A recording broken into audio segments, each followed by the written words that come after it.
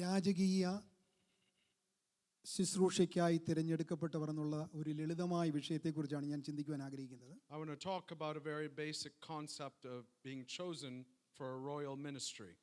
നമ്മളൊക്കെയും പലപ്പോഴും ഗഹനമായ വിഷയങ്ങളെക്കുറിച്ച് കേൾക്കുവാനാണ് താല്പര്യപ്പെടുന്നത്. Many times we want to hear very in-depth topics.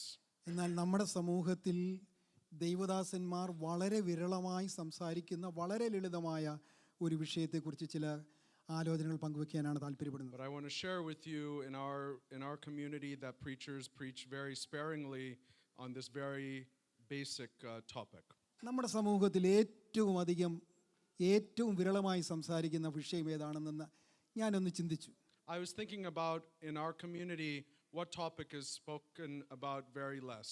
എൻ്റെ അനാലിസിസിൽ കംപ്ലീറ്റ് ചെയ്തപ്പം എനിക്ക് മനസ്സിലായി കർത്താവിൻ്റെ ജനനത്തെക്കുറിച്ച് നമ്മൾ വളരെ ചുരുക്കം മെസ്സേജുകളെ കേട്ടിട്ടുള്ളൂ. And so in my understanding and what I've looked through, we don't hear very many messages about the birth of Christ. Sunday സ്കൂളിലൊക്കെ ഇഷ്ടംപോലെ കർത്താവിൻ്റെ ജനനത്തെക്കുറിച്ച് എല്ലാം പഠിച്ചിട്ടുണ്ട്. പക്ഷെങ്കിൽ എൻ്റെ ഓർമ്മയിൽ ഏതെങ്കിലും ഒരു ദൈവദാസൻ കർത്താവിൻ്റെ ജനനത്തെ ആസ്പദമാക്കി ഒരു പ്രസംഗിച്ചതായിട്ട് എൻ്റെ ഓർമ്മയിലില്ല.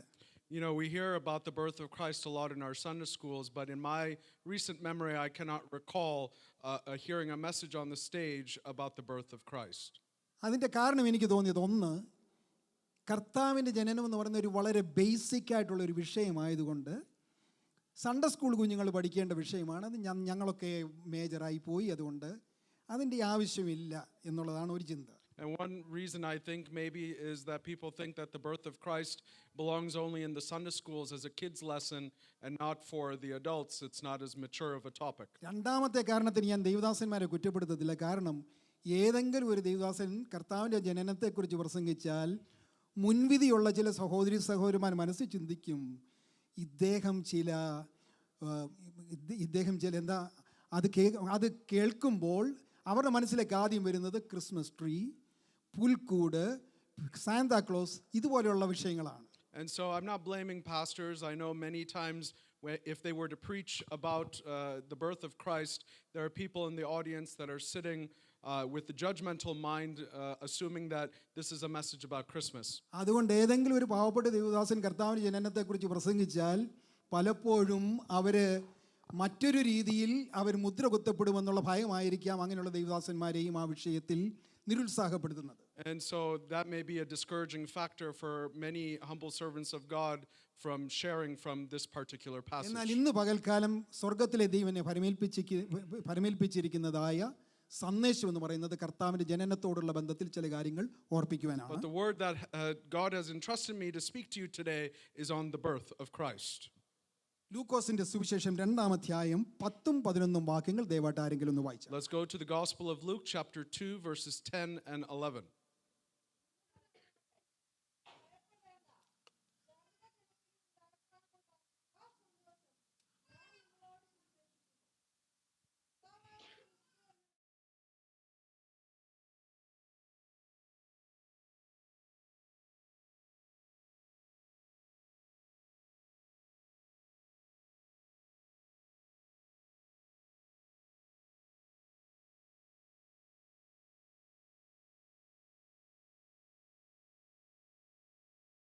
ഞാനത് പ്രസന്റ് ചെയ്യാൻ ആഗ്രഹിക്കുന്നത്, I'm going to be presenting to you as a two-part topic.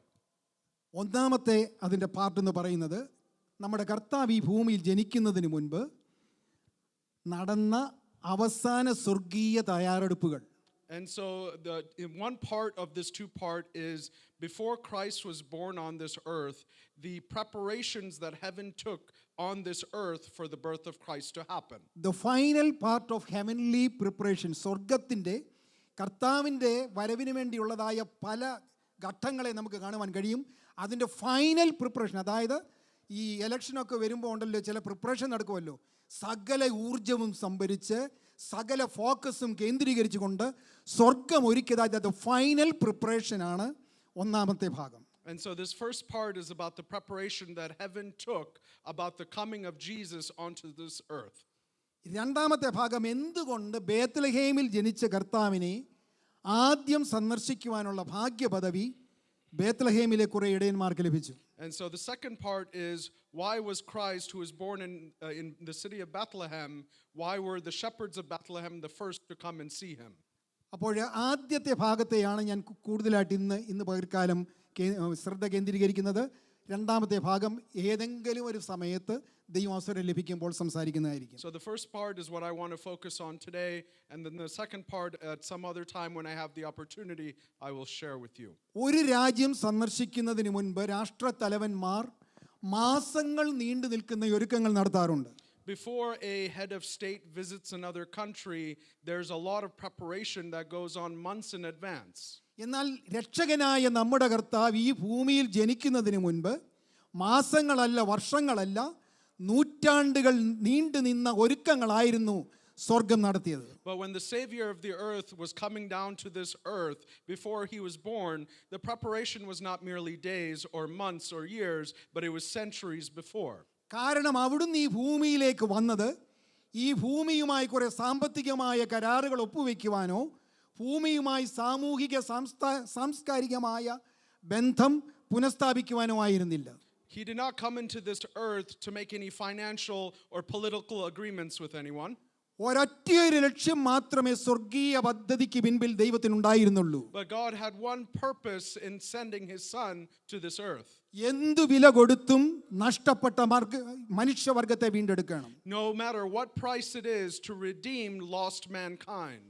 അവിടുത്തെ വരവിന് മുൻപുള്ളതായ ചില ഒരുക്കങ്ങളെക്കുറിച്ച് വളരെ വേഗത്തിൽ ചില കാര്യങ്ങൾ ഓർപ്പിക്കുവാൻ താല്പര്യപ്പെടുന്നു. Let me share you a few things about the arrangements that were made by heaven before Jesus came into this earth. ലോകം ക്രിസ്തുവിന്റെ വരവിന് വേണ്ടി കാത്തു നിന്നതായ ഒരു കാലഘട്ടം. It was a time when the world was waiting for the arrival of Christ. ലോക ചരിത്രത്തെ രണ്ടായി വിഭജിച്ച, ചരിത്രത്തെ കീഴ്മേൽ മറിച്ച അത്ഭുത സംഭവമായിരുന്നു നമ്മുടെ വാഴ്ത്തപ്പെട്ട കർത്താവിന്റെ ജനനം. And the birth of Christ was a moment in history that turned the tide of the story of the world. ലോകത്തിൽ ഇന്ന് എത്ര കലണ്ടറുകൾ ഉണ്ടെന്ന് നമുക്ക് ആർക്കെങ്കിലും അറിയാമോ? Do you know how many calendars are in the world? എൻ്റെ അറിവിൽ existing ആയിട്ടുള്ളതായ 90 കലണ്ടറുകളുണ്ട്, 90 calendars. And in my understanding, there's over 90 calendars existing in the world. എന്നാൽ 168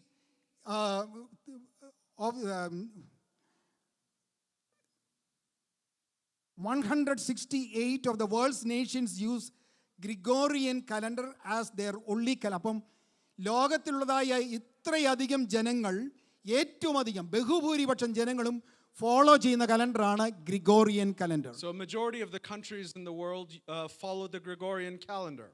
അത് ഇൻട്രൊഡ്യൂസ് ചെയ്തത് പോപ്പ് ഗ്രിഗോറി 13th, അതായത് 1582 അദ്ദേഹം ഇത് ഇൻട്രൊഡ്യൂസ് ചെയ്യുന്നത്. And it was Pope Gregory that introduced the Gregorian calendar. അത് ഒരു സോളാർ കലണ്ടർ ആയിരുന്നു. And it follows the solar patterns. It's a solar-based calendar. ഇനി ഏറ്റവും സുപ്രധാനമായ ഭാഗത്തേക്ക് നാം കടന്നു വരികയാണ്. And let's come to the most important part. ലോക ചരിത്രത്തിൽ ആദ്യമായി ഇനിയും സംഭവിക്കാനില്ലാത്തതും മുൻപ് സംഭവിച്ചിട്ടില്ലാത്തതുമായ ഒരു സംഭവം അവിടെ നമുക്ക് കാണുവാൻ കഴിയുന്നുണ്ട്. And we see an event happen that never happened before in the history of the world and will never happen again. യേശുവിന്റെ ജനനത്തോടുള്ളതായ ബന്ധത്തിൽ ചരിത്രത്തെ രണ്ടായി വിഭജിക്കുവാൻ തക്കോണമിടയായി. And so in relation to the birth of Christ, the story was split into two. BC, before Christ. BC is before Christ. AD, Anno Domini. And AD stands for Anno Domini. ഇത് വളരെ ചിന്തിക്കേണ്ടതായ ഒരു വിഷയമാണ്. This is something that needs to be studied. ഈ AD എന്ന് പറയുമ്പോൾ ആനോ ഡൊമിനി എന്ന് പറഞ്ഞ് നമ്മൾ നിർത്താറുണ്ട്. എന്നാൽ that is a Latin phrase. അത് കുറച്ചുകൂടെ വലിപ്പമുള്ളതായ ഒരു phrase ആണ്. And this term AD, Anno Domini, we stop at just that basic understanding, but it is a term that has a great meaning. AD എന്നുള്ളതിന്റെ full form Anno Domini Nostri Jesu Christi.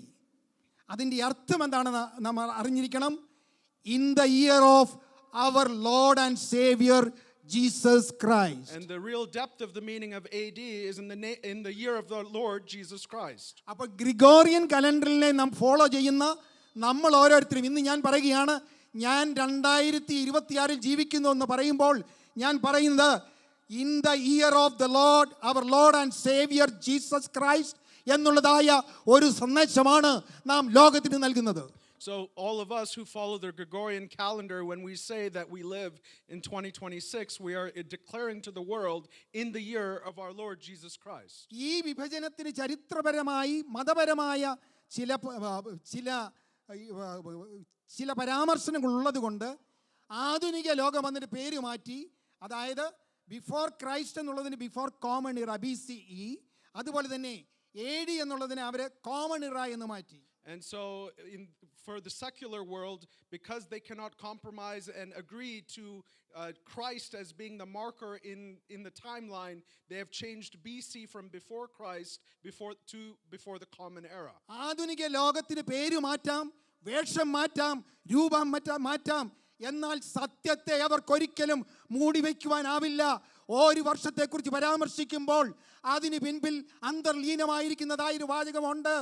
In the year of our lord and Savior Jesus Christ. And so the world will try to change things in an effort to hide Christ, but they cannot hide the truth of Jesus Christ AD in the year of our Lord Jesus Christ. ഈ ലോകം കർത്താവിന്റെ വരവിന് വേണ്ടി കാത്തിരിക്കുകയായിരുന്നു. This world was waiting for the arrival of Christ. ഒരു വസ്തുത മാത്രം ഞാൻ ഓർപ്പിക്കട്ടെ. വേദപുസ്തകത്തിന്റെ ആരംഭം മുതൽ മലാക്കി പ്രവചനം വരെയുള്ളതായ വേദഭാഗങ്ങൾ പരിശോധിച്ചാൽ യേശുവിന്റെ വരവിനെ കുറിച്ചുള്ള നിരവധി പ്രവചനങ്ങൾ നമുക്ക് കാണുവാൻ കഴിയും. If you study Genesis to Malachi, you see multiple prophecies about the coming of Jesus Christ. ആ പ്രവചനങ്ങൾ പൂർത്തിയാകുവാനുള്ള ആ സമയത്തിന് വേണ്ടി കാത്തിരിക്കുകയായിരുന്നു. And so those prophecies were awaiting the time to be fulfilled. യെശയ്യാ പ്രവചനത്തിലെ 2-3 പ്രവചനങ്ങളെ കുറിച്ച് മാത്രം ഒന്ന് വായിക്കാൻ ആഗ്രഹിക്കുന്നു. Let me share some prophecies that the prophet Isaiah mentioned. നമുക്ക് വായിക്കാം യെശയ്യാ പ്രവചനം 9-ാം അധ്യായം 6-ാം വാക്യം. Isaiah chapter 9 verse 6.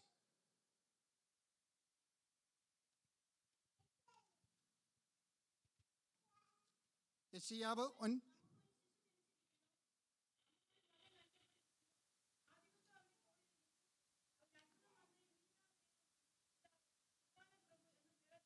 Praise God. For unto us a child is born, unto us a son is given, and the government will be on his shoulder. His name will be called Wonderful, Counselor, Mighty God, Everlasting Father, Prince of Peace. ക്രിസ്തുവിന് മുൻപ് 8-ാം ശതകത്തിൽ ജീവിച്ചിരുന്ന യെശയ്യാ പ്രവാചകൻ ഈ ജനിക്കുവാൻ പോകുന്ന അത്ഭുത ശിശുവിന്റെ ദൈവിക സ്വഭാവം വെളിപ്പെടുത്തുന്ന ഒരു പ്രവചനമാണ് ഇവിടെ പറഞ്ഞിരിക്കുന്നത്. This prophecy is done by the prophet Isaiah centuries before the birth of Christ, talking about these heavenly characteristics of the Christ that is to be born. രണ്ടാമത് കന്യകാജനനത്തെ കുറിച്ച് വായിക്കുന്നത് അത് യെശയ്യാ പ്രവചനം 7-ാം അധ്യായം 14-ാം The വാക്യം. second thing is about the virgin birth of Jesus Christ from Isaiah chapter 7 verse 14.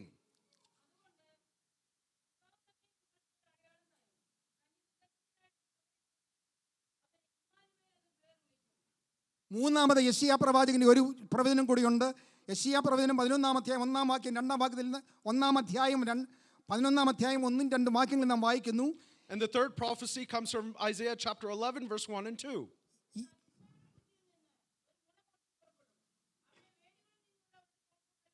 ദൈവത്തിന് സ്തോത്രം. ഇവിടെ നമുക്ക് കാണുവാൻ കഴിയുന്നത് ഇശായിയുടെ കുറ്റിയിൽ നിന്ന് പൊട്ടിപ്പുറപ്പെടുന്ന മുള, അത് നമ്മുടെ വാഴ്ത്തപ്പെട്ട കർത്താവാണ്. ആ കർത്താവിന്റെ ജനനത്തിലേക്കും യെശയ്യാ വിരൽ ചൂണ്ടുവാനിടയായി. And we see in Isaiah chapter 11 he's talking about a rod from the stem of Jesse, and that is talking about the birth of Christ. ദൈവത്തിനൊരു പ്രത്യേകതയുണ്ട്. പ്രവചനങ്ങൾ എഴുതപ്പെടുന്നത് രേഖപ്പെടുത്തി വെക്കുവാൻ മാത്രമല്ല, അത് തക്ക സമയത്ത് അത് നിവർത്തിക്കപ്പെടേണ്ടതാണ്. അതുകൊണ്ടാണ് കാലത്തിന്റെ സമ്പൂർണതയിൽ സ്ത്രീയുടെ സന്തതിയായി ജനിച്ചവൻ പ്രവചനങ്ങളുടെ നിവൃത്തിയായി അവൻ ബേത്ലഹേമിൽ ജനിക്കുവാനിടയായി. When you see the work of Jesus, you see that he is one that fulfills in the fulfillment of time fulfills prophecy. ക്രിസ്തുവിന്റെ ജനനത്തിന് ഏകദേശം 400 വർഷങ്ങൾക്ക് മുൻപ് പഴയ നിയമ കാലഘട്ടത്തിന് തിരശ്ശീല വീഴുവാൻ തക്കണമിടയായി. And we see the veil of the birth of Jesus Christ coming on hundreds of years before on the Old Testament prophets. അപ്പോൾ ഈ 400 വർഷങ്ങൾ, അതായത് ഈ 400 വർഷങ്ങൾ അറിയപ്പെടുന്നത് ഇന്റർ ടെസ്റ്റമെന്റൽ പീരിയഡ് എന്നാണ്. And that period of several hundred years is known as the intertestamental period. Malachi പ്രവചനത്തിനും മത്തായിയുടെ സുവിശേഷത്തിനും ഇടയിലുള്ള 400 വർഷങ്ങൾ അതറിയപ്പെടുന്നത് നിശബ്ദതയുടെ 400 വർഷങ്ങളെന്നാണ്. And that period of time is called the silent years. പഴയ നിയമ കാലഘട്ടത്തിൽ നിരന്തരമായിട്ട് ദൈവവചനം കേൾക്കുന്നു, പ്രവാചക ശബ്ദം ഉയരുന്നു.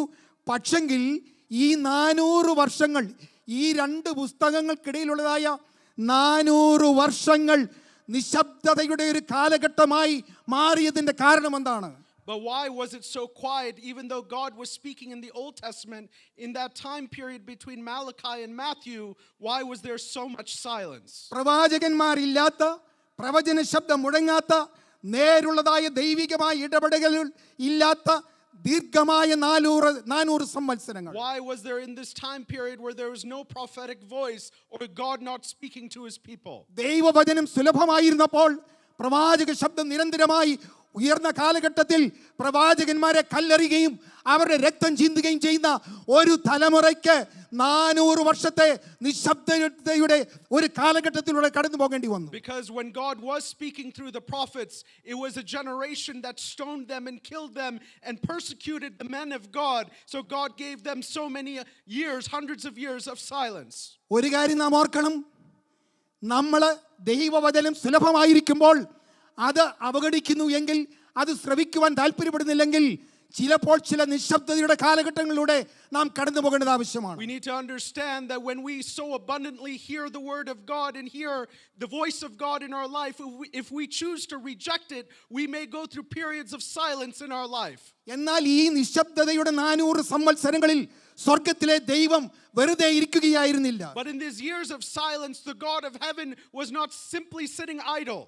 അധർമ്മമൂർത്തിയുടെ വ്യാപാര ശക്തി ലോകമെങ്ങും വ്യാപിച്ചു പടർന്നു പന്തലിച്ചുകൊണ്ടിരിക്കുമ്പോൾ അണിയറയിൽ ദൈവം നിരന്തരമായി പ്രവർത്തിച്ചുകൊണ്ടിരിക്കുകയായിരുന്നു. And so while wickedness was spreading on this earth, God in his upper chamber was working behind the scenes. തൻ്റെ പുത്രനായ ദൈവത്തിന്റെ ജനനത്തോടുള്ള ബന്ധത്തിൽ പ്രധാനമായും എന്തൊക്കെയാണ് ഈ കാലഘട്ടത്തിൽ ദൈവം ചെയ്തത്? And so in relation to the birth of his son here on earth, what was God doing?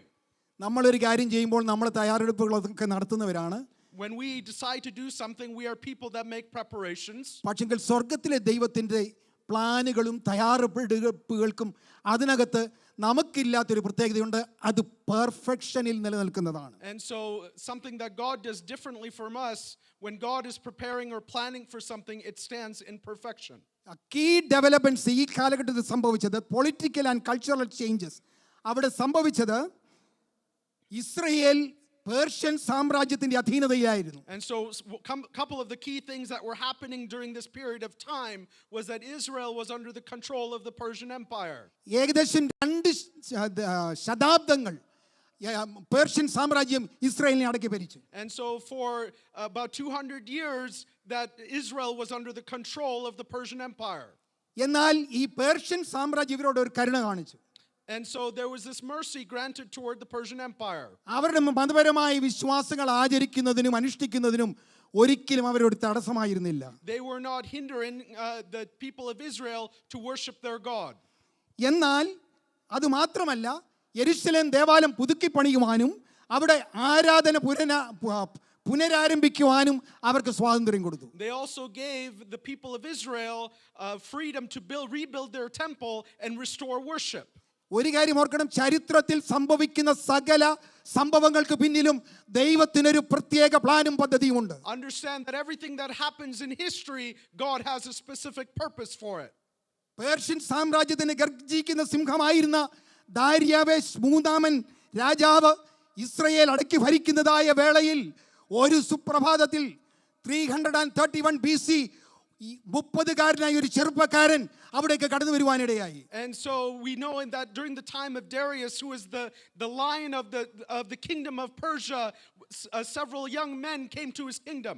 ഒരു മഹാസൈന്യവുമായി ദേശങ്ങൾ കീഴടക്കി, രാജ്യങ്ങൾ കീഴടക്കി ഇസ്രയേലിലേക്ക് കടന്നു വരുന്നതായ ആ വ്യക്തി, ആ ചെറുപ്പക്കാരൻ, 30-കാരനായ ചെറുപ്പക്കാരൻ, അദ്ദേഹത്തിന്റെ പേര് അലക്സാണ്ടർ എന്നായിരുന്നു. And so this young man came to that kingdom and his name was Alexander. രാഷ്ട്രീയ വിഹായുസിൽ ഉദിച്ചുയർന്ന പുതിയൊരു താരോദയമായിരുന്നു മഹാനായ Alexander. He was a new star in the political empire of that time. Macedonia എന്ന രാജ്യത്തിന്റെ രാജാവായി ഭരിച്ചിരുന്ന, അതായത് 20-ാമത്തെ വയസ്സിൽ മാസിഡോണിയയുടെ രാജാവായിരുന്ന അലക്സാണ്ടർ ആണ് 30-ാമത്തെ വയസ്സിൽ അതായത് ലോകരാജ്യങ്ങളെ കീഴടക്കിക്കൊണ്ട് മിഡിൽ ഈസ്റ്റിലേക്ക് കടന്നു And it വരുവാനിടയായി. was this king of Macedonia, Alexander, that ended up conquering that part of the world. ഈ ചെറുപ്പക്കാരൻ ഒരു അസാധാരണ ചെറുപ്പക്കാരനായിരുന്നു. And this young man was a very unusual, not ordinary young man. Daniel പ്രവചനം 2-ാം അധ്യായത്തിൽ പ്രവചിച്ചിരുന്ന 4 സാമ്രാജ്യങ്ങളിൽ ഏറ്റവും ശക്തമായ സാമ്രാജ്യത്തിന് അടിസ്ഥാനമിട്ട വ്യക്തി ഈ 30-കാരനായ അലക്സാണ്ടർ ആയിരുന്നു. And so we see in Daniel that the vision that Daniel sees on the 4 kingdoms, one of these powerful kingdoms was the kingdom of Alexander the Great. മഹാനായ അലക്സാണ്ടറെ ഒരു പ്രത്യേക പദ്ധതി പൂർത്തിയാക്കുന്നതിന് വേണ്ടി ദൈവം നിയോഗിച്ചൊരു വ്യക്തിയായിരുന്നു. We see that God appointed Alexander the Great to do a specific purpose. Alexander നിരവധി അധ്യാപകന്മാരുടെ അധ്യാപനത്തിൽ ജീവിച്ചിട്ടുണ്ട്. And so he has lived during the time period of many people. എന്നാൽ അലക്സാണ്ടർ എന്ന ഈ ചെറുപ്പക്കാരനെ മഹാനായ അലക്സാണ്ടറാക്കി തീർത്തതായ ഒരു വിശിഷ്ട ഗുരു അദ്ദേഹത്തിനുണ്ടായിരുന്നു. And so even though he lived during the time of many great philosophers, there was one teacher that made him the greatest. Aristotle. And his name was Aristotle. അദ്ദേഹത്തെക്കുറിച്ച് ചരിത്രത്തിൽ വ്യക്തമായി രേഖപ്പെടുത്തിയിരിക്കുന്നത് ഇപ്രകാരമാണ്: an ancient Greek philosopher and scientist, one of the greatest intellectual figures of classical antiquity and western history. ഇത്ര ഈ നിലയിലാണ്, ഏറ്റവും ഉന്നതമായ നിലയിലാണ് ചരിത്രം അദ്ദേഹത്തെക്കുറിച്ച് പറഞ്ഞിരിക്കുന്നത്. And Aristotle is described in this great manner in history. അദ്ദേഹം വളരെ വളരെ വളരെ മിടുമിടുക്കനായ ഒരു വിദ്യാർത്ഥിയായിരുന്നു. And he was a very intelligent student. Greek തത്വചിന്തയിലും രാഷ്ട്രീയ മീമാംസയിലും അഥവാ പൊളിറ്റിക്സിലും അദ്ദേഹം അവഗാഹമായി ജ്ഞാനം നേടി. And Alexander was someone that understood Greek very well and learned politics very well. ഈ ചെറുപ്പക്കാരനെ ഈ നിലയിലാക്കുവാൻ തക്കവണ്ണം ദൈവം എന്തുകൊണ്ടാണ് അതിന്റെ പിൻപിൽ നിന്ന് പ്രവർത്തിച്ചത്? Why did God work behind the scenes to raise up someone like Alexander the Great? എന്തുകൊണ്ടാണ് അലക്സാണ്ടർ മഹാനായ അലക്സാണ്ടറാക്കി തീർക്കുവാൻ തക്കവണ്ണം ദൈവം താല്പര്യമെടുത്തത്? Why did God take the effort to make someone in the world like Alexander the Great? മറ്റാർക്കും ചെയ്തു തീർക്കുവാൻ കഴിയാത്ത ദൈവിക പദ്ധതിയുടെ ഒരു ഭാഗം പൂർത്തിയാക്കുവാൻ ആണ് മഹാനായ അലക്സാണ്ടറെ ദൈവം കരങ്ങളെടുത്ത് ഉപയോഗിച്ചത്. God used Alexander the Great in his hands to do something that no one else could do to fulfill the will of God. പൊതുവെ യഹൂദന്മാർ പഴയ നിയമം പ്രചരിപ്പിക്കുവാനും യഹൂദ മതത്തെ വളർത്തുവാനും താല്പര്യമുള്ളവരല്ല.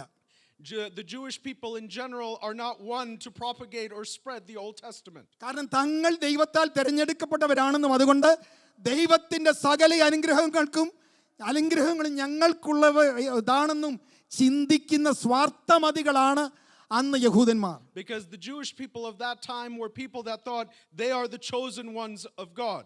അതുകൊണ്ട് ജാതികളെ ദൈവത്തോടെ അടുപ്പിക്കുവാൻ തക്കവണ്ണം ഈ യഹൂദന്മാർ ഒന്നും ചെയ്യുകയില്ല എന്ന് ദൈവത്തിന് വ്യക്തമായ ബോധ്യമുണ്ടായിരുന്നു. And so God knew that the Jewish people would do nothing to bring the Gentiles closer to God. വളരെ വ്യക്തമായ ഉദാഹരണമാണ് യോനായോട് പറഞ്ഞു നിനവേയിൽ പോയി പ്രസംഗിക്കുവാൻ 1,00,000-ലേറെ ചില്ലുവാനും 1,20,000-ലേറെ ചില്ലുവാനും ആത്മാക്കളെ ലഭിക്കുവാൻ വ്യക്തമായ സാഹചര്യം ഉള്ളപ്പോൾ അതിനെതിരെ ദൈവത്തോട് അനുസരണക്കേട് കാണിച്ച് തർശീശ് കപ്പലിൽ കയറിപ്പോയ യോനയെ നമുക്കറിയാം. And so we know the classic example of that is the story of Jonah, where there's hundreds of thousands of people that are suffering and are wicked in the city of Nineveh, and God told Jonah to go save them, but he refused.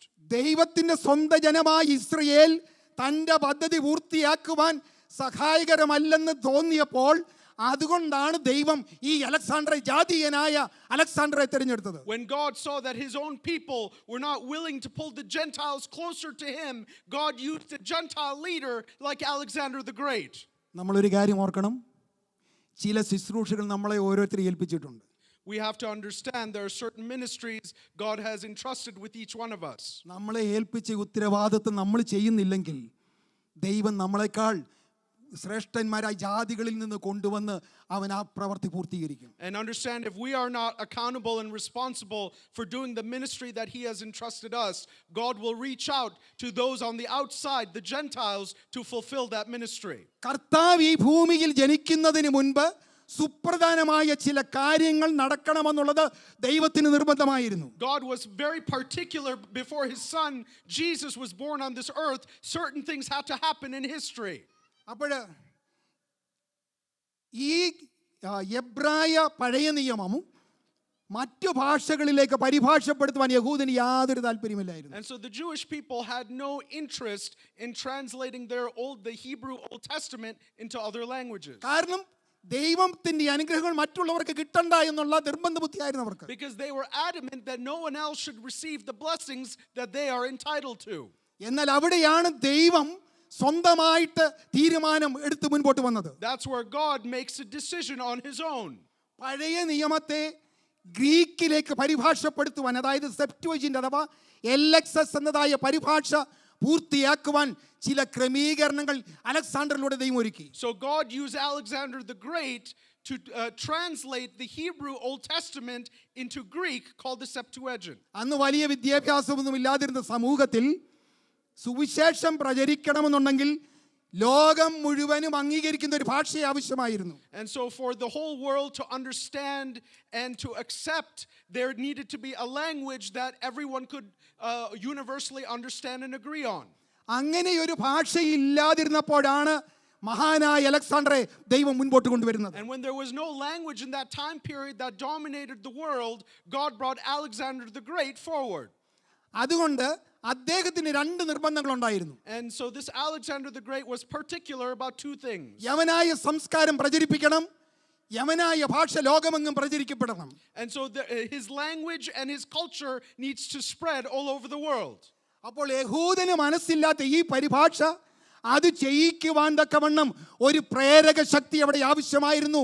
ആ പ്രേരക ശക്തിയാണ് മഹാനായ Alexander. And so where the Jewish people stepped aside, not wanting to spread the Hebrew gospel or the Hebrew Old Testament, that's when Alexander the Great stepped in. ആ പരിഭാഷയിൽ താല്പര്യമില്ലാതിരുന്ന യഹൂദനെ സംബന്ധിച്ചിടത്തോളം വിശുദ്ധ ഗ്രന്ഥം യവനായ ഭാഷയിലേക്ക് പരിഭാഷപ്പെടുത്തിയാൽ യവനായ സംസ്കാരത്തെയും യവനായ ഭാഷയും സ്നേഹിക്കുന്ന അലക്സാണ്ടറിന്റെ പ്രതിപത്തി പിടിച്ചെടുക്കാമെന്ന് അവർ കരുതി. And so they thought they could somehow convince Alexander the Great, even though he was interested in translating everything into that Gentile language. ആ പരിഭാഷ നടത്തിയില്ലെങ്കിൽ ഒരു പക്ഷേ രാജാവിന്റെ അപ്രീതി സമ്പാദിക്കുവാൻ കാരണമുണ്ടെന്ന് അവർ ചിന്തിച്ചേക്കാം. And maybe they thought they couldn't lose the appeal of the king if they didn't do that translation. അതുകൊണ്ടാണ് അവർ വളരെ ബുദ്ധിമുട്ടി മനസ്സില്ലാ മനസ്സോടെ പഴയ നിയമം ഗ്രീക്കിലേക്ക് പരിഭാഷപ്പെടുത്തി. And so without much argument, even though they were very hesitant to do so, they translated the Hebrew Old Testament into Greek. ഇത് ഞാൻ സ്വയം പഠിച്ച് എൻ്റെ പേഴ്സണൽ ഒരു കൺക്ലൂഷനിലാണ് ഞാൻ എത്തിയത്. അത് നിങ്ങൾക്ക് ഏത് വിധത്തിലും അത് അനലൈസ് ചെയ്യാം. And I'm saying this from my study, and you can analyze this in any way. രണ്ടാമത് ഈ പരിഭാഷ ഉണ്ടാകുന്നതിന് ഒരു കാരണമുണ്ട്. And there's a second reason for this translation. ക്രിസ്തുവിന് മുൻപ് 3-ാം നൂറ്റാണ്ടിൽ ലോകമെങ്ങും പ്രത്യേകിച്ച് ഈജിപ്തിൽ അലക്സാണ്ട്രിയയിൽ കുടിയേറി പാർത്തിരുന്ന ഒരു വലിയ വിഭാഗം യഹൂദന്മാരുടെ നവതലമുറ അവിടെ ഉണ്ടായിരുന്നു. There was a large population of Jewish people that lived in Egypt, in Alexandria, before the birth of Christ. അതുപോലെ വലിയ സമൂഹങ്ങൾ, യഹൂദ സമൂഹങ്ങൾ, നവതലമുറകൾ ലോകത്തിന്റെ വിവിധ ഭാഗങ്ങളിൽ ഉണ്ടായിരുന്നു. And there were these Jewish communities that were spread out all over the world. ആ കുഞ്ഞുങ്ങൾക്കാർക്കും എബ്രായ ഭാഷയിൽ ഒരു വാക്ക് പോലും അറിയത്തില്ലായിരുന്നു. And those children of those Jewish people all over the world did not know any Hebrew. എന്നാൽ ആ തലമുറ നഷ്ടപ്പെട്ടു പോകാതെ ഇരിക്കുവാൻ തക്കവണ്ണം ഈ ഇങ്ങനെയൊരു ഗ്രീക്കിലുള്ള ഒരു പരിഭാഷ ഉണ്ടെങ്കിൽ മാത്രമേ മതിയാകുള്ളൂ എന്ന് എബ്രായ റബിമാരും അതുപോലെ മതപുരോഹിതന്മാരും മനസ്സിലാക്കിയപ്പോൾ അവർ അതിന് പ്രേരിപ്പിക്കപ്പെടുകയായിരുന്നു. So when the rabbis of that time realized that the next generation does not know any Hebrew, they realized if they translated it to Greek, things would be better and the future generations would understand. പക്ഷേ ഇതിനകത്ത് ഒരു അപകടം കൂടി ഒളിച്ചിരിപ്പുണ്ടായിരുന്നു. But there was also a accident waiting to happen in this. യവനായ ഭാഷയും സംസ്കാരവും, ഈ സംസ്കാരം വന്നപ്പോൾ, ഇൻട്രൊഡ്യൂസ് ചെയ്യാൻ വന്നപ്പോൾ അത് തലമുറയെ ദോഷമായിട്ട് ബാധിക്കുവാനുള്ള സാധ്യതയുണ്ടായിരുന്നു. So when this Gentile culture came in, it had all the potential to damage the future generations. ഈ വിഷയത്തോടുള്ള ബന്ധത്തിലല്ല എങ്കിലും തൽമൂദിൽ രേഖപ്പെടുത്തിയ ഒരു സംഭവം കൂടെ പറഞ്ഞുകൊണ്ട് ഞാൻ എൻ്റെ വിഷയത്തിലേക്ക് പ്രവേശിക്കാം. And so even though it's not related to this, let me tell you a story from the Talmud. 313 B സിയിലാണ് അലക്സാണ്ടർ ചക്രവർത്തി പേർഷ്യൻ സാമ്രാജ്യത്തെ കീഴടക്കുന്നത്. And so we see in 313 BC that Alexander the Great conquers the Persian Empire. അതിനുശേഷം middle ഈസ്റ്റിലൂടെ കടന്നു വന്ന ഇസ്രായേലെത്തി. And so he goes through the Middle East and comes to Israel. അവിടെ എത്തിക്കഴിഞ്ഞപ്പോൾ യഹൂദന്മാരുടെ ബദ്ധ ശത്രുക്കളായ ഒരു വിഭാഗം അലക്സാണ്ടർ ചക്രവർത്തിയോടും സൈന്യത്തോടെ മുമ്പിൽ കടന്നു വന്നിട്ട് പറഞ്ഞു, And so one of the enemies of the Jewish people came in front of Alexander the Great and his army. തിരുമനസേ, വളരെ അപകടകാരിയായ ഒരു വിഭാഗമുണ്ട്. അവരറിയപ്പെടുന്നത് എബ്രായർ എന്നാണ്, ഇസ്രയേലർ എന്നാണ്. അവര് ഒരിക്കലും രാജാവിനെതിരാണ്, മത്സരികളാണ്.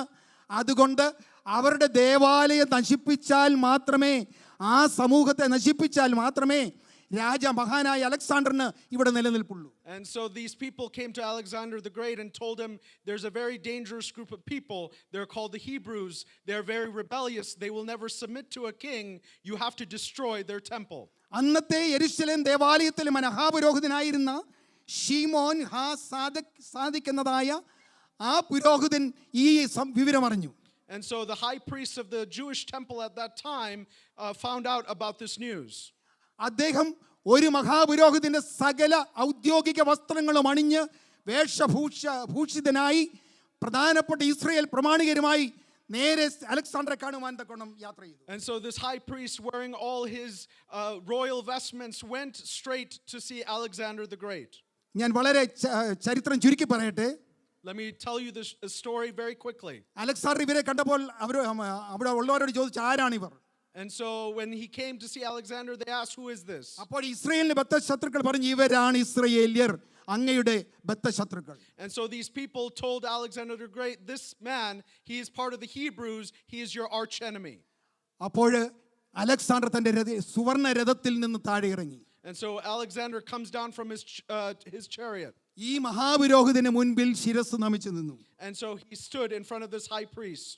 അപ്പോൾ അദ്ദേഹത്തിന്റെ അനുചരന്മാർ ചോദിച്ചു, ആ മനുഷ്യനാണ് അങ്ങയുടെ മുമ്പിൽ ശിരസ് നമിക്കേണ്ടത്, പിന്നെ എന്തുകൊണ്ട് മഹാനായ അലക്സാണ്ടർ ആ വ്യക്തിയുടെ മുൻപിൽ ശിരസ് നമിച്ചു? And so they were asking, why is this Alexander the Great bowing down to this high priest? അപ്പോൾ അദ്ദേഹം വളരെ വിനയാന്വിതനായിട്ട് പ്രകാരം പറഞ്ഞു, ഞാൻ യുദ്ധം ചെയ്യുന്ന എല്ലാ യുദ്ധത്തിനു മുൻപിലും ഈ മനുഷ്യനെ സ്വപ്നം കണ്ടിരുന്നു.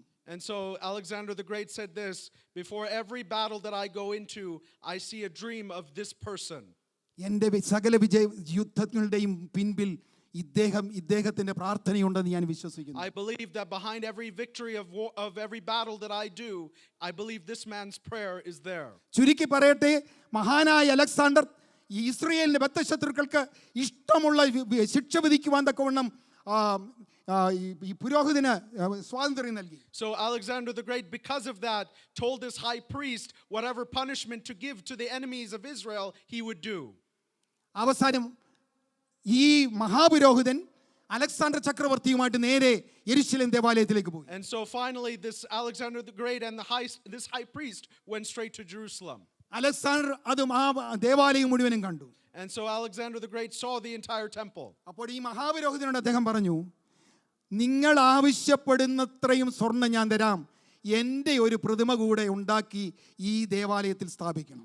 And Alexander told them, I'll give you all the gold that you need, but you just have to put an image of me also in your temple. അദ്ദേഹം വളരെ വിനയാധീനനായി മഹാപുരോഹിതന ഈ അലക്സാണ്ടറോട് പറഞ്ഞു, തിരുമനസ്സേ, ഞങ്ങൾ വിഗ്രഹങ്ങളെ ആരാധിക്കുന്നവരല്ല. And this high priest very humbly told Alexander the Great, Oh Alexander, we don't worship any false images. അങ്ങയുടെ ആയുസ്സിനും യവനായ സാമ്രാജ്യത്തിന്റെ നിലനിൽപ്പിനും ഈ ദേവാലയത്തിൽ വന്ന് പ്രാർത്ഥിക്കുന്നവരാണ് ഞങ്ങൾ.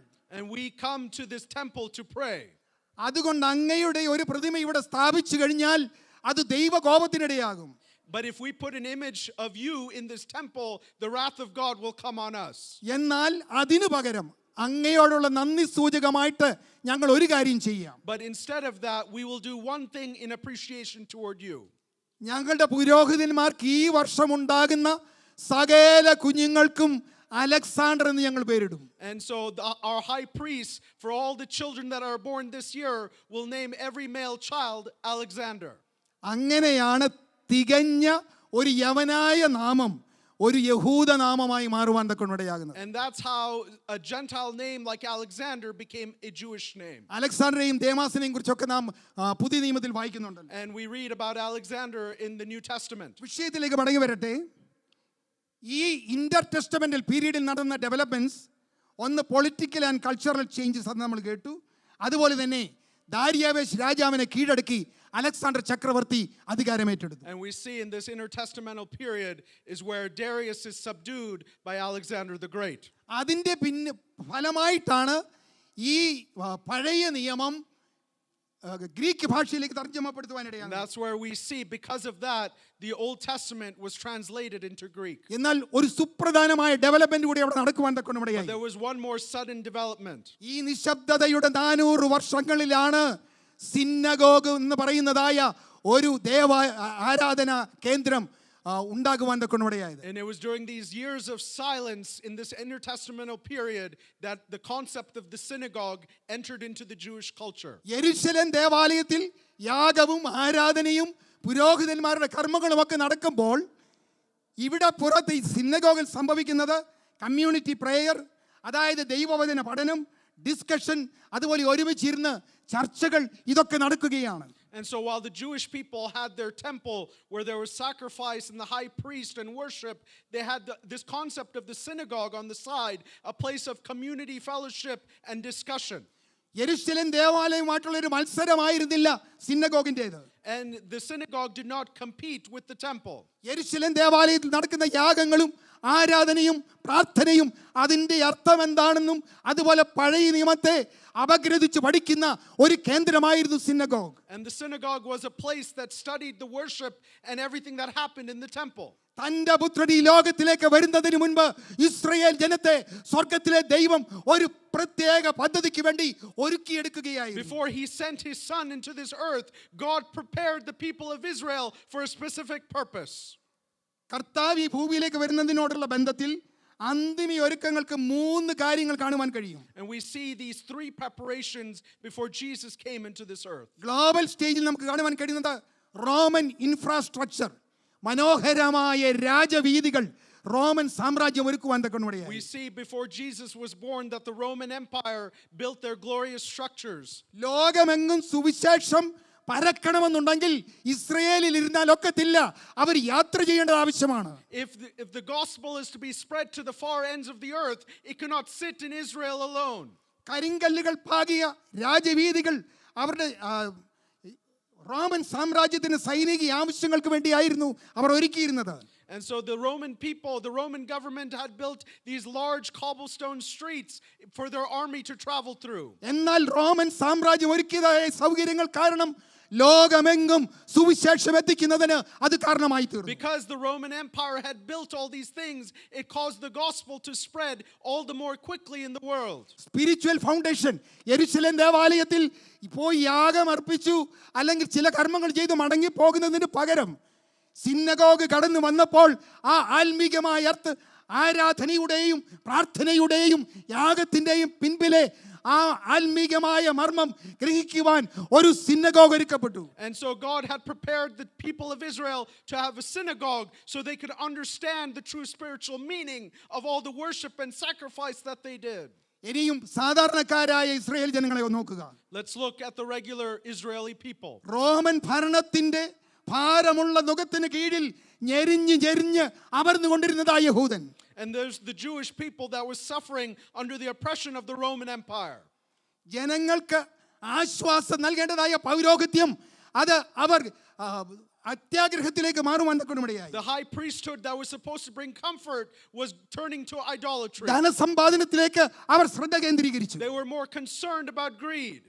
അവിടെയാണ് യഹൂദന്റെ നിലവിളി ഉയർന്നത്. That is where the cry of the Jewish people came out. അവിടെയാണ് അവർ ഓർത്തത്, നിശബ്ദതയുടെ 400 വർഷങ്ങളിൽ ഞങ്ങൾ കൊയ്തുകൊണ്ടിരിക്കുന്നതായ കണ്ണുനീരും വേദനയും ദുഃഖവും കർത്താവേ നീ ഇല്ലാത്തത് കൊണ്ടാണല്ലോ, വാഗ്ദത്ത മശിഹായെ അടിയങ്ങൾക്ക് നൽകി തരണമേ എന്ന് പ്രാർത്ഥിക്കുവാൻ തുടങ്ങി. And in their despair they realized in those years of silence that they need a Messiah. ഇനിയും ആ ദൂതൻ ബേത്ലഹേമിലുള്ളതായി ഇടയന്മാർക്ക് പ്രത്യക്ഷപ്പെട്ടത് ആ ഭാഗത്തേക്ക് വരാം. And now let us come to the part where the angel appeared to the ചില shepherds. മിനിറ്റുകൾക്കുള്ളിൽ ഞാൻ എൻ്റെ വാക്കുകളെ And അവസാനിപ്പിക്കും. I'm going to end here in a minute or so. ആരാണ് ഈ പുൽക്കൂട്ടിലേക്ക് ക്ഷണിക്കപ്പെട്ടത്? Who was invited to the stall where Jesus was born? Roman ചക്രവർത്തിയായ Augustus ചക്രവർത്തിക്ക് ക്ഷണം കിട്ടിയില്ല. And Augustus, the Roman emperor, did not get the invitation. അദ്ദേഹത്തിന്റെ അനന്തരാവകാശിയായ ടൈബീരിയസിനോ ഹേരോദ് രാജാവിനോ ക്ഷണം ലഭിച്ചില്ല. And Tiberius or Herod did not get an invitation to the cow stall. മഹാപുരോഹിതന്മാരായ ഹന്നാവിനോ കയ്യഫാവിനോ ശ്രേഷ്ഠ പുരോഹിതന്മാർക്കോ ക്ഷണക്കത്ത് കിട്ടിയില്ല. None of the noble high priests or the other priests did not get an invitation to the birth of Christ. പ്രവാചകന്മാരോ തത്വചിന്തകന്മാരോ ദൈവശാസ്ത്രജ്ഞന്മാരോ ക്ഷണിക്കപ്പെട്ടില്ല. None of the philosophers or religious leaders got an invitation to the birth of Christ. എന്നാൽ ഈ അത്ഭുത ശിശുവിനെ കാണുവാൻ ആദ്യം അവസരം ലഭിച്ചത് എന്ന് പറയുന്നത് ഇസ്രയേലിൽ ഏറ്റവും താഴ്ച അനുഭവിച്ച ഇടയന്മാർ എന്ന വിഭാഗത്തിനായിരുന്നു. But the people that got the first invitation to the birth of Christ were the lowliest people in the community of Israel. ഇടയന്മാർ ഇത്ര താഴ്ചയുള്ളവരായിരുന്നു. Were shepherds truly that lowly of people? Amos 7:14 വാക്യത്തിൽ നാം വായിക്കുന്നു, അതിനു ആമോസ് സമസ്യാവോട് ഞാൻ പ്രവാചകനല്ല, പ്രവാചക ശിഷ്യനുമല്ല, ഇടയനും കാട്ടത്തിപ്പടം പറിക്കുന്നവനും അത്രേ. We read in Amos that he is saying, I'm not a prophet, but I'm simply a shepherd. ലോകരക്ഷകനായി ജനിച്ച അത്ഭുത ശിശുവിനെ ആദ്യം സന്ദർശിക്കുവാനുള്ളതായ പദവി എന്തുകൊണ്ട് ഈ ഇടയന്മാർക്ക് ലഭിച്ചു? Why did shepherds get the first opportunity to see the Savior of the world born? ലോക ചരിത്രത്തിൽ ഏറ്റവും താഴ്ച സംഭവിച്ചത് നമ്മുടെ വാഴ്ത്തപ്പെട്ട കർത്താവിനാണ്. And so what happened to the lowest point was to our Savior. ആ അത്രയധികം താഴ്ച സംഭവിച്ച കർത്താവിനെ സന്ദർശിക്കുവാനുള്ള യോഗ്യത സമൂഹത്തിൽ ഏറ്റവും താഴ്ച സംഭവിച്ച ഇടയന്മാർ കാണുന്ന സ്വർഗം തീരുമാനിച്ചു. And so the heavens decided that the Jesus who would be brought the lowest in the history of the world would be seen first by those considered the lowest in society. പ്രിയ ദൈവജനമേ, എത്ര താഴ്ച വന്നവനാണെങ്കിലും ഒരു ചെറിയ കാലഘട്ടത്തിൽ മാത്രം താഴ്ച സംഭവിച്ച ഈ കർത്താവിനെ കാണുവാൻ ഏതൊരു വ്യക്തിക്കും വേണ്ടി സ്വർഗീയ കവാടങ്ങൾ തുറന്നു കിടക്കുകയാണ്. Understand that the gates of heaven are open for anyone who wants to see Christ. അവിടുത്തെ പോലെ താഴ്ച സംഭവിച്ച ഒരു വ്യക്തിയും ഈ ഭൂമിയിൽ ജനിച്ചിട്ടില്ല. And there's no one who has been brought low as Christ did on this earth. അതുകൊണ്ട് എത്ര താഴ്ച സംഭവിച്ചവനും ഏത് സമയത്തും അവന്റെ ഏത് ആവശ്യങ്ങളുമായി രക്ഷാധികന്റെ പാദപീഠത്തിലേക്ക് സമയഭേദം കൂടാതെ കടന്നു ചെല്ലുവാൻ സ്വർഗം അവകാശം നൽകി. And so God has given us the opportunity to come to the throne of grace at any time, because no matter how low we are, he is the one that has gone even lower than us in this earth. ആ ഭാഗ്യപദവി പ്രയോജനപ്പെടുത്തുന്ന എത്ര പേർ ഇന്ന് നമ്മുടെ മധ്യയുണ്ട്? How many of those who take this privilege in our midst? നേരത്തെ ആ ദൈവത്തോട് അടുക്കുവാൻ തക്കവണ്ണം തടസ്സമായി ഏതാണ്ട് 4 ഇഞ്ച് ഘനമുള്ള ഒരു വലിയ തിരശീല അതിപരിശുദ്ധ സ്ഥലത്തെയും വിശുദ്ധ സ്ഥലത്തെയും ഭേദിച്ചുകൊണ്ട് ഉണ്ടായിരുന്നു. In the Old Testament there was a great 4-inch thick veil that separated the holy place and the most holy place. ഇന്ന് അവിടെ കർട്ടനില്ല. സമയഭേദം കൂടാതെ കൃപാസനത്തോളം അടുത്ത് ചെല്ലുവാനുള്ള അവകാശം ദൈവകൃപ പ്രാപിച്ച ഒരു ഭക്തനുണ്ട് എന്ന് ഈ പകൽക്കാലം നാം മനസ്സിലാക്കണം. Now we need to understand that any child of God, there is no separation, there is no veil, but you could come boldly to the throne of grace. ഞാനൊരു കാര്യം പറയാം, ഏത് പ്രശ്നവുമാകട്ടെ, ഏത് പ്രതിസന്ധിയുമാകട്ടെ, കൃപാസനത്തോളം അടുത്ത് ചെന്ന് അബ്ബാ പിതാവേ എന്ന് വിളിച്ചാൽ അവിടെ നിനക്ക് വേണ്ടി പ്രശ്നപരിഹാരവുമായി വലിയവനായ ദൈവം ഉയരത്തിലുണ്ട്. And let me tell you, no matter what issue you have, you can cry out, Abba, Father, and come to the throne of grace where he will find a solution for your problem. സമയപരിധി കൊണ്ട് ഞാൻ എൻ്റെ വാക്കുകളെ അവസാനിപ്പിക്കുന്നു. ദൈവമായ കർത്താവ് നമ്മെ അനുഗ്രഹിക്കുമാറാകട്ടെ. And due to the lack of time, may God bless us with these words.